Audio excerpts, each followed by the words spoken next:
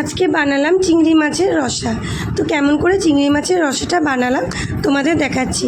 প্রথমে মাছগুলোকে ধুয়ে নিয়ে লবণ হলুদ মাখিয়ে রেখেছি। তারপরে কড়াইয়ের মধ্যে গরম তেল করে নিয়ে তেলের মধ্যে 5টা 6টা 7টা 8টা যেরকম হয়েছে আর কি চিংড়ি মাছগুলোকে ভালো মতো লাল লাল করে ভেজে নিলাম। লাল লাল করে ভেজে নেওয়ার পরে আমি আলু কেটে রেখেছিলাম ডুমডুম করে।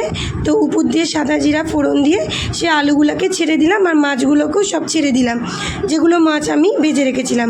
তারপরে আমি আদা জিরা লঙ্কা বাটা করে রাখছিলাম আর করে রাখছিলাম পেঁয়াজ বাটা। তো আদা জিরা বাটা লঙ্কা দিয়ে দিলাম আর পেঁয়াজ বাটাটাকেও দিয়ে দিলাম। দিয়ে নিয়ে অনেকক্ষণ কষালাম। কষাতে কষাতে যখন মাছের ভিতরে সমস্ত মশলাগুলো ঢুকে গেল তখন আমি স্বাদ মতো লবণ হলুদ দিলাম।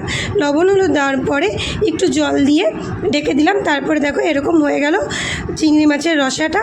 তো এখন আমি বাটিতে ঢেলে নিচ্ছি। এটাই আজকে আমাদের দুপুরে খাবারে রয়েছে চিংড়ি মাছের রসা।